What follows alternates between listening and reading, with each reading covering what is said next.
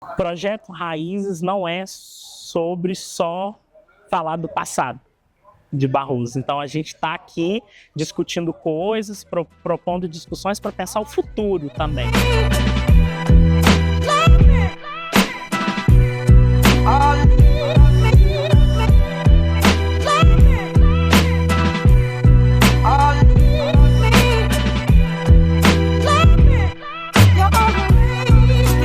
Enquanto professor, a gente tem alguns universos possíveis em Barroso, né?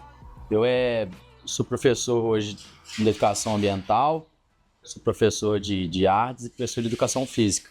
Em níveis diferentes, mas todas são fundamental, né? Que é o nível anterior ali ao ensino médio e o Fundamental 1 também. Eu vejo o seguinte, até o Fundamental 1 a gente tem uma dinâmica muito legal na cidade, tem desenvolvimento, tem coisas que acontecem aqui para essa faixa etária, para esse nicho, porque para mim a educação não é só o âmbito escolar, é tudo que acontece em volta também, e o que acontece na cidade acaba sendo educacional também. Então até ali o quinto ano eu acho que tem essa dinâmica educacional plausível para uma cidade de 20 mil habitantes. Eu acho que a gente tem um potencial, dá para ser melhor ainda, mas um potencial muito grande educacional com o que a gente tem. E eu acredito que aí do sexto para frente a gente começa a ter algumas demandas, que é essa educação a nível estadual. Lógico que a gente tem que respeitar todo um contexto do país, a escolha política do governo que estiver vigente, e aí a gente tem que se adaptar a esse contexto, né? Eu sempre gosto de começar a pensar que os problemas da educação começam no próprio sistema educacional, né? Porque para a gente é tudo uma cadeia, né? Então, se a gente começa ali dos alunos, a gente vai chegar nas problemáticas dos professores, que vai chegar na problemática dos gestores, dos diretores, e aí vai subindo, e a gente vê que é todo um sistema mesmo. Principalmente num contexto em que tem se discutido muito sobre educação, principalmente com a reforma do novo ensino médio, né? Mas atuando diretamente com os alunos, porque eu falo que a educação é para eles, não é para mim, né? Claro que é para mim no sentido assim, de realização, né? Mas é para eles que estão passando por essa fase de desenvolvimento que é tão importante. Eu acredito que é muito a questão da voz deles serem ouvidas. Mas enquanto uma sociedade não entender, do meu ponto de vista, que a educação não pode ser só baseada no que a escola entrega, a gente não vai conseguir educar num processo para a gente ter uma sociedade de convívio legal, com convívio maneiro, que todo mundo seja harmônico, que a gente consiga alcançar nossos sonhos, que essas meninas consigam alcançar o que elas sempre quiseram ser ou fazer na vida. E aí que está o grande gargalo, talvez, da estrutura educacional, não só de Barroso, mas talvez do Brasil inteiro. Para mim é do sexto ao nono ano. Dá muito espaço. Falta chegar. Eu acho que quando o Estado não funciona, outras coisas vão funcionar, e aí a gente vai ter debates que não são legais, né? Se a gente para pensar, se o Estado não te ensina A, B ou C aqui, a rua vai te ensinar C, D, E, F, G, e tem várias coisas ao redor, e aí você tem debate de redes sociais, grandes mídias, tem tudo em cima dessa cabeça desse adolescente, né? Já que já tá cheio de problemas, e aí você tá ali com 14, 15 anos na hora de você fazer essa escolha da vida, e não funciona, saca? A cidade não funciona. Falta isso, eu acho que é o maior gargalho social que a gente tem aqui, é esse momento aí. Esse momento social dessas adolescentes, começando a juventude ali. Então eu volto ao problema do sistema escolar em si, educacional em si, né? São sempre decisões tomadas por pessoas que nem na sala de aula estão, né? E aí, então, assim, esses problemas, eles vão aparecendo e os alunos têm muito a dizer sobre, e aí, assim, o ponto-chave entre eles somos nós professores, entre os alunos, né, e os gestores, enfim. E aí a gente consegue captar, diagnosticar muitas dessas problemáticas. E eu falo que é principalmente a voz deles serem ouvidos. Por quê? Muitas vezes a gente fala assim, eles ainda são imaturos, não tem muito o que dizer, mas na verdade não, eles têm muito o que dizer também, porque eles Eu falo, eu não sou muito velho, mas eu já formei já tem alguns anos. Eles é uma geração diferente, que estão passando por coisas diferentes. Então, a forma de chegar neles, a forma dos conteúdos chegar neles, não são as mesmas das quais eu passei. Então, eles têm muito a dizer sobre isso. E aí, né, assim, trazendo para cá, para o âmbito, né, assim, local, a gente vê que uma coisa muito recorrente é a questão de emprego, né? Então, o emprego, ele tá ali como uma questão, assim, até que ponto devemos aceitar o que tem e ficar, mesmo com todas as problemáticas que tem. Por exemplo, exigir experiência de pessoas que não têm experiência, é uma das reclamações recorrentes deles, ou até que ponto a gente precisa sair, ir para um outro lugar também. Eu acredito que é um processo da globalização também. O jovem quer, o jovem precisa ir para outros centros, é normal. Hoje a gente precisa estar em outro espaço físico, mas se tivesse coisas aqui para eles evoluírem, que eles sonham, que é uma coisa que eu ouvi muito, né, que a gente ouve sempre. Pô, meu sonho, eu não consigo alcançar meu sonho ficando aqui. Só que eu queria estar perto do meu pai e da minha mãe e alcançar meu sonho da mesma forma. Ah, mas é um debate, tipo assim, a cidade de 20 mil habitantes, é muito difícil chegar a esse alcance. Sim, mas hoje a gente está vivendo a era da tecnologia, gente. A gente está a um clique de qualquer país do mundo. Qualquer amigo que você tiver em qualquer país do mundo, você conversa com ele agora no WhatsApp.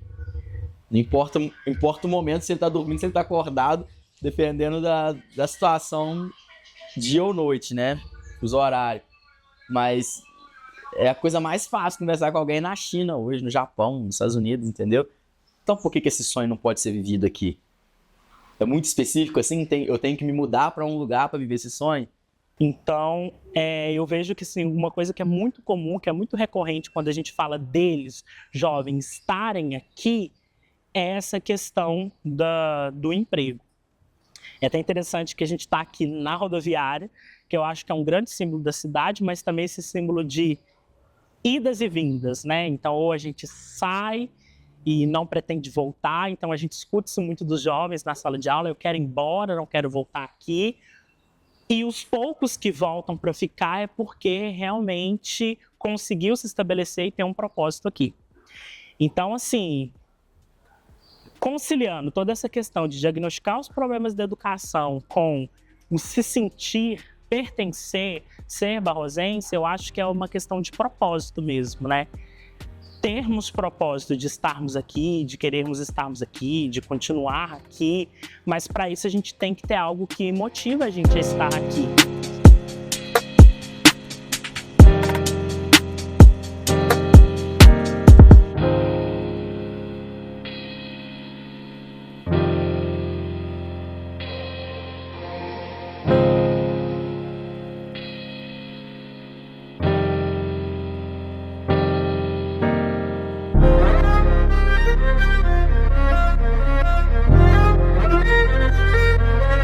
No meu ponto de vista, não falta globalização para a educação barrosense, não. Não é isso que eu quis dizer, não.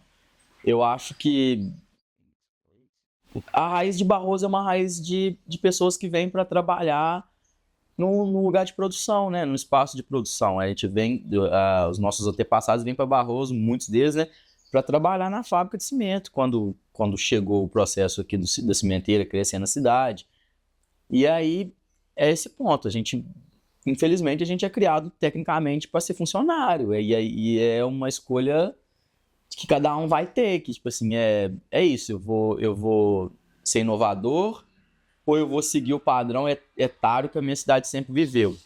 Deixássemos pessoas de várias camadas sociais vir e falar, né? Observar o que elas acham, o que elas acreditam, e não deixar que a gente seja monotemático, né? Que é isso. Quando a gente é monotemático, a gente só vai debater as mesmas coisas que estão pautadas sempre e nunca vai pensar fora do processo histórico que a cidade está. No meu ponto de vista, o crescimento das cidades ao redor não é só porque Barroso não soube fazer as mesmas coisas que eles fizeram, né? São um universo diferente, se parar para pensar. Barroso tem um centro de venda único, né? Dores já tem uma camada de outros centros de venda. Por exemplo, dá para você abrir uma celaria em Dores, mas como que você vai abrir uma cimenteira em Barroso? Entende?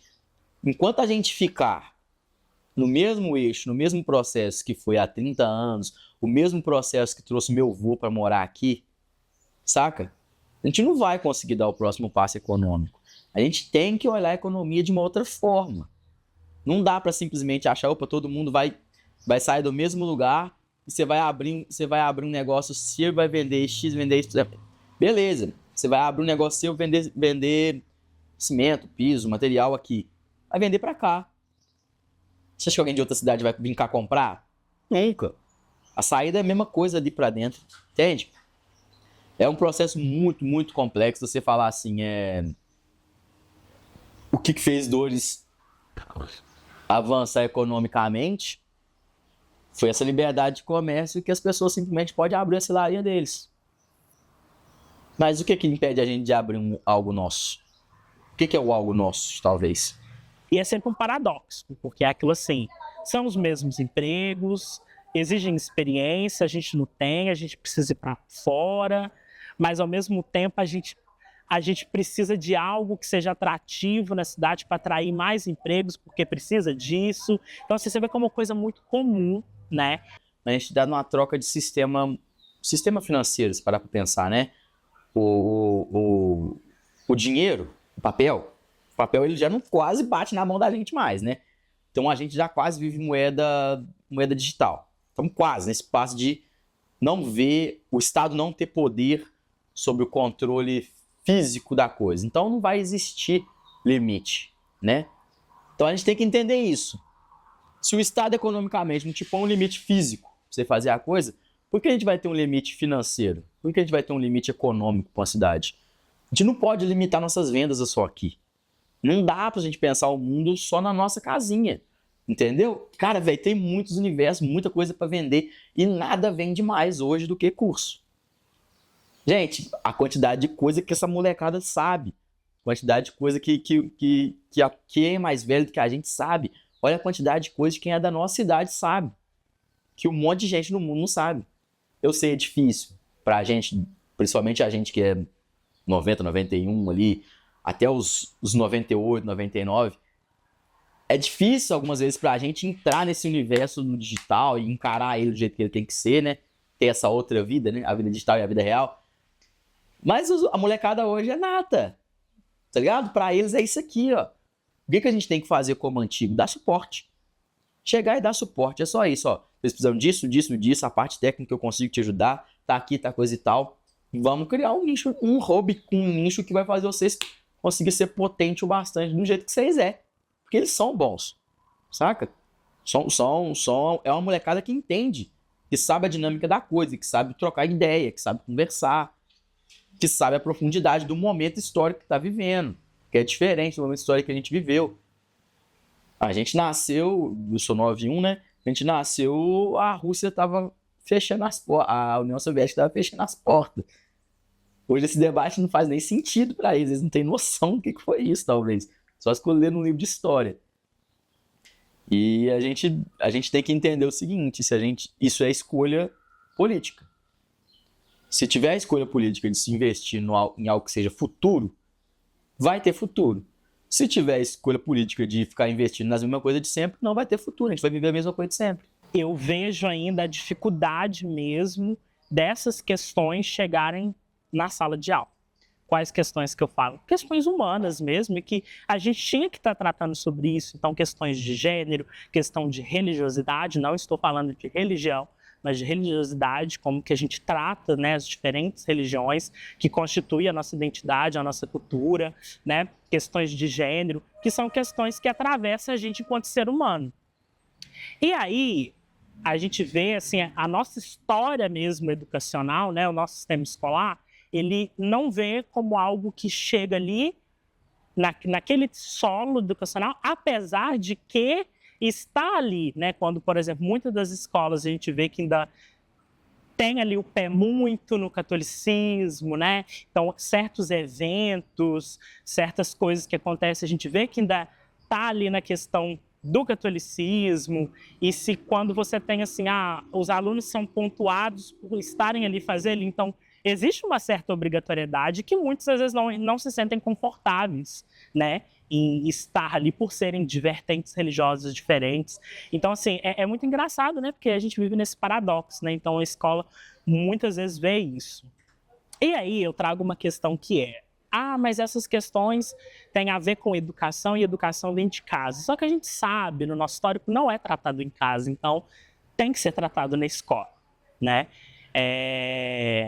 Porque, assim, eu costumo brincar muito com os meus alunos, né? Grande parte do dia de vocês, ou grande parte da vida de vocês estão aqui, na escola. Então, a grande parte da identidade de vocês está sendo formada aqui. Então, se a gente não trata dessas questões, como que fica? E aí, pensar nessa questão, eu vou comparar a minha geração com as atuais que eu lido, né, em sala de aula. Está havendo um progresso, né? Essa questão de tratar das pessoas poderem falar abertamente sobre suas sexualidades, sobre suas diferentes religiosidades, que antes ficava religado a uma em específico. Então, assim, eu vejo na escola, eu admirei muito quando eu cheguei na escola e eu vi. Então, eu vi, por exemplo, casais homoafetivos abraçados no recreio, coisa que da minha geração eu não vi. Então, isso é muito legal. Mas ainda a gente vê que tem todo um escopo externo, né, que ainda tenta barrar ou dificultar, ou não devemos falar sobre isso, e parece que assim, não é sobre vocês, não podemos falar com isso, sabendo que é sobre todos nós, é sobre ser humano. Então, quando a gente lida com essas questões, ou falando de modo educacional, trata disso de modo transversal, é o que eu sempre falo, a gente não está falando assim, professores, vamos parar de fazer o que vocês estão fazendo e vamos começar a discutir sobre gênero, sexualidade. Não é isso. Essas questões têm que serem tratadas de maneira transversal ao conteúdo que vocês estão tratando. Aí rola uma identificação. Aí eles veem um certo propósito. E eu acho que é importante falar sobre isso, porque aí eles se sentem parte desses discursos e veem propósito naquilo. Então, eu acredito que a geração, os jovens, eles estão querendo falar sobre isso, ou muitos ainda precisam falar sobre isso, né? Que é uma questão de formação humana, que eu sempre falo, mas ainda tem todo um escopo externo que dificulta, né? E isso é um pouco problemático. A gente deveria estar falando sobre isso.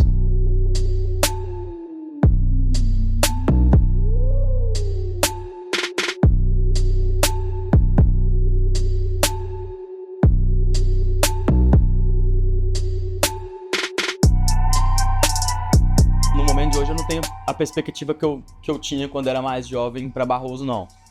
Da evolução que eu imaginei que ia ter, que eu ia chegar hoje e viver essa evolução, né? Eu acho que Barroso perdeu um boom aí, era um momento de ter evoluído socialmente. Tínhamos que ter lutado enquanto sociedade para conseguir coisas melhores para a sociedade inteira, né? Não sei, saneamento melhor, coisas básicas como praças e vias, construção, espaço de lazer social mesmo. Eu acho que não vai ter tanta diferença. Eu acho que vamos evoluir. Alguns desses bairros que já estão com loteamentos já vão começar a criar mais casas, né? Então, vamos ter outros bairros, outros empreendimentos. Mas não acho que vai mudar tanto a estrutura econômica da cidade, não. Eu não vejo essa dinâmica, não. Eu acho que a história ela deve ser passada na questão educacional, a escola é fundamental para isso, mas não existe nada mais importante do que a cultura para se transferir história, né? A cultura ela tem esse poder, a gente tem esse espaço. Então a gente precisa de mais teatro, a gente precisa de mais músicos que falem da nossa história no passado, entendeu? Ou no futuro, não sei qual que é o processo mental que cada um vê, né? Do passado ao presente, ele está sempre acontecendo. E eu acho que a gente tem que ter mais documentários que enfatizem, que lembrem, que batam na tecla de opa, isso aqui está acontecendo há tantos anos, isso aqui já é a história da nossa cidade. A nossa cidade é assim. tal, fulano de tal é conhecido por isso, entende? Esses pequenos marcos que acontecem para a gente poder ter eles cravados através da arte. Porque a arte, ela acessa na cabeça das pessoas um momento que que quase nunca a educação chega. Porque é a saudade. A pessoa vai num espetáculo teatral, vê um cinema, ela é tocada por um sentimento. Não é só ouvir, não é só aprender, não é só, opa, aconteceu isso e aquilo. Não vai apagar. Vai ser como se ela tivesse vivido. É ser transferido para aquele momento passado. Eu acredito que a arte ela é fundamental para isso. O Rian ali, do ensino médio, da era muito tímido, muito calado, e depois com essa trajetória de ter ido, passado por uma universidade, a gente brinca, né, que a universidade ela muda vidas, ela não te forma só como um profissional, né, mas como um ser humano também. Você volta um Rian diferente, e eu sinto muito isso, né, com um olhar mais aberto, com uma leitura de mundo mais interessante, mais crítica. Então, assim, eu acho que faz total diferença, né? E não só a faculdade, eu sempre gosto de pontuar o teatro mesmo, né? Então, assim, quando eu estava no primeiro ano do ensino médio, eu entrei para a turma da Companhia Fofocas de Teatro, passei pelo processo, fiquei, e ali, assim, a minha visão de mundo mudou.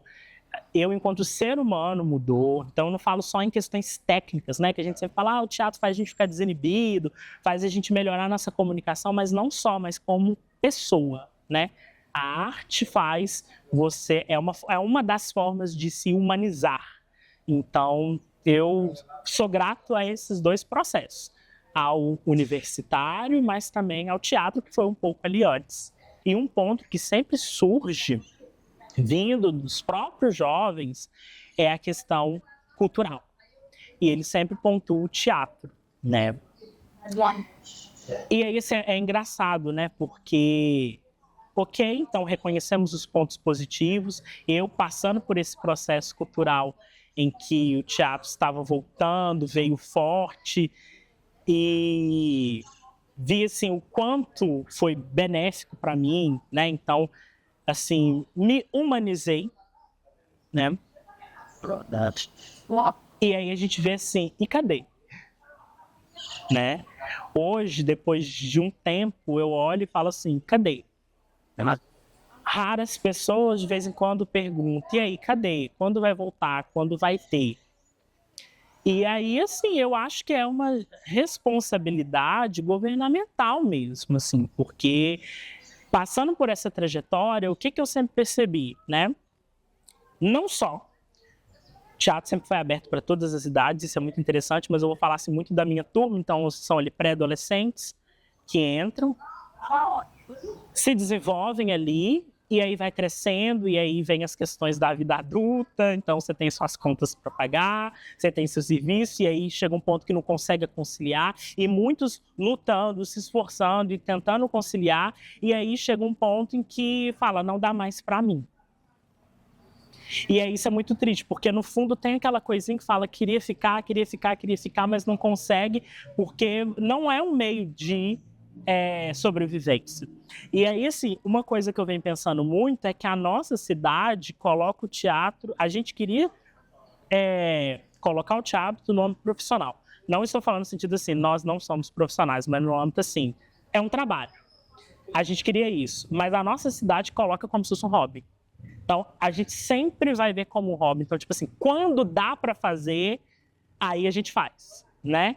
Quando dá para fazer, a gente faz. E a gente queria que aquilo ali fosse por causa desses aspectos positivos, que não é só bom para a gente não está fazendo teatro só para a gente, mas a gente está fazendo teatro para a comunidade, né?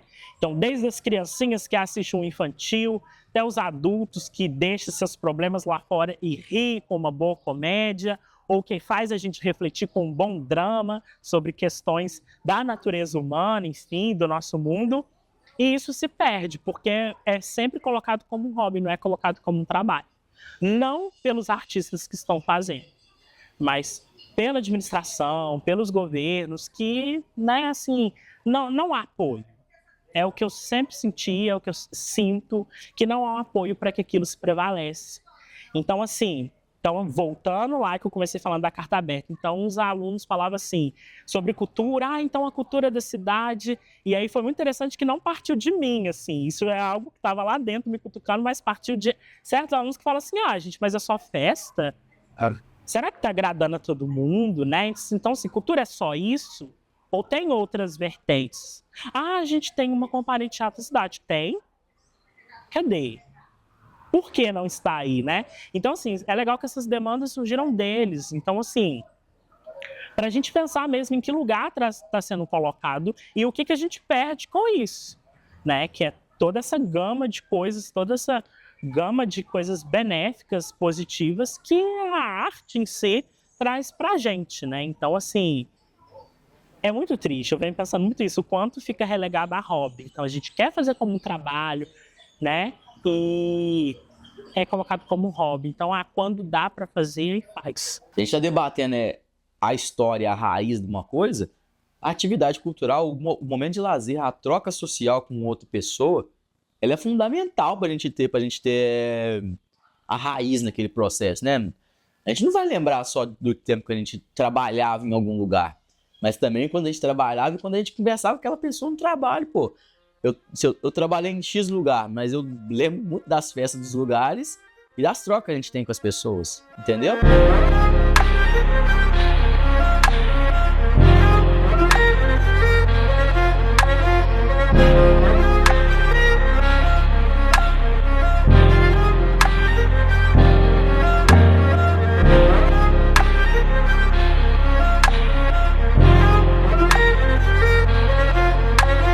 Eu tenho alguns momentos para mim que são importantes, mas aí talvez pode ser recorte particular, né? Eu acho que o futebol de salão é fundamental para a identidade do barrosense. Eu acho que o barrosense consegue se ver ali. O Festicam ele é importante. Eu acho que eu sinto falta de ter mais gente ainda, mais barrosenses tentando. Inclusive meninos mais novos. A gente tem coisas menores também que são importantes para a cidade ali, né? Que talvez, não é que são menores, é que são tipo assim, de grupos menores, né? Que eu quis dizer. De grupos menores de pessoas, né? As atividades teatrais, o comércio local também, ele é importante nesse processo. Mas eu acho que é isso, eu acho que o futsal seja a grande bandeira que Barroso, que as cidades ao redor vêm para cá para isso, né? As cidades ao redor viram e falam assim, opa, é um futsal importante para a região, vamos lá ver como que vai ser. Para mim, particularmente, eu acho que as festas de bairro elas eram muito importantes num processo histórico. Aconteceu algumas coisas, porque tudo é escolha, né? Aconteceram algumas coisas ao redor que fez o esvaziamento dessas festas. Alguém queria que ela não tivesse a proporção que começou a se ter, né? Às vezes é a falta de controle, às vezes é a falta do Estado ter um potencial de segurança melhor. Começaram a se criar algumas demandas, falar que as festas eram problemáticas, tinha briga, tinha isso, tinha aquilo, e aí limitou alguma coisa que era o atrativo desse processo. É complicado a gente entender isso, mas eu tinha 16, 17 anos e ir para uma festa de bairro era a mesma coisa que ir para um baile numa outra cidade, lotava. A gente ia, conhecia pessoas, isso gera no jovem, um adolescente talvez não é a hora dele ainda, mas um jovem ali, um quase adulto, um pertencimento que a gente pensa, né? E aí quem estiver vendo isso aí pode estar pensando, pô, o Richard é mais ou menos da minha idade, porque ele tá falando, eu vivi, eu ia para as festas de baile e a gente era novo e a gente sentia esse espaço onde os mais velhos estavam ali para observar a gente, era, como que eu posso dizer, era teoricamente controlável, você estava ali com pessoas que você conhecia, todo mundo te conhecia, porque a cidade é menor, e você tinha essa troca de informação com pessoas do seu meio. Eu acho que ter perdido a potência que as festas de bairro tinha, as quermesses tinha, culturalmente para a cidade, talvez um dos maiores atrasos que tem. E começamos a limitar festas por nichos etários, né? Então a gente tem hoje um baile de terceira idade, só vão os mais velhos. Aí tem um baile de tal tipo de música e só vão os mais jovens. E aí o que tem para esse adolescente? O que tem para essa criança? Basicamente nada. Quando a exposição traz alguma coisa ali que é voltada para esse nicho. Não sei, eu acho que é um debate que parece ser torpe, mas é importante para a sociedade também viver o lazer, né? É assim que a gente cria identidade no espaço. A partir do momento que a gente convive junto enquanto sociedade. Num domingo, num sábado normal, talvez eu estaria nadando no rio, nadando no Boi Morto, nadando na represa. 15, 20 anos atrás. E hoje é impossível, né? Praticamente o que a gente fez nos últimos 20 anos foi jogar mais ainda para a vala. De acabar mais ainda com nascente, cortar mais ainda a mata ciliar, replantar pouco,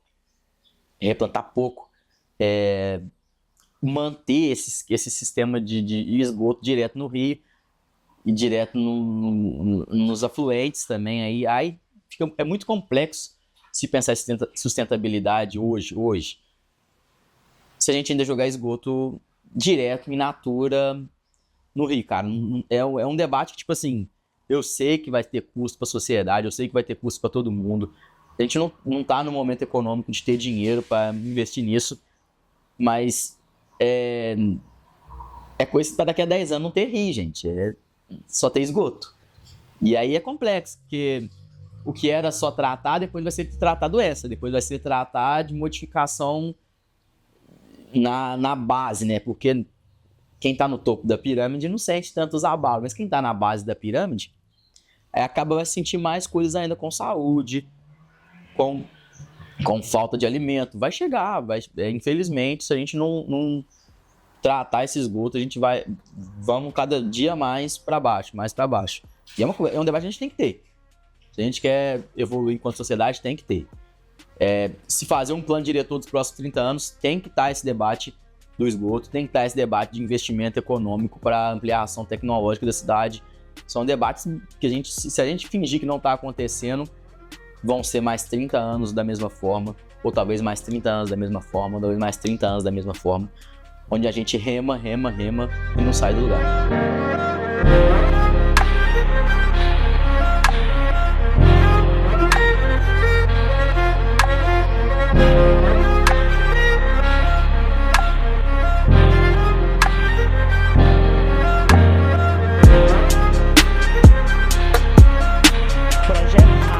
Não é sobre só falar do passado de Barroso. Então a gente está aqui discutindo coisas, propondo discussões para pensar o futuro também, né?